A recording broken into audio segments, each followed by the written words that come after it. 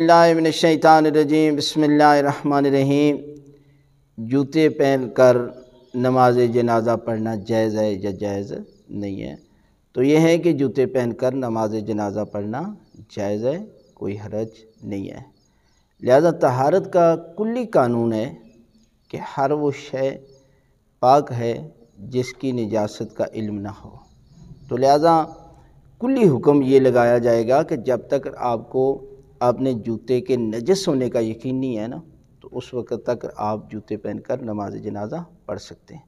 اور اگر جوتے کے نجاست ہونے کا علم ہے تو بہتر ہے کہ آپ جوتے اتار کر نماز جنازہ پڑھیں۔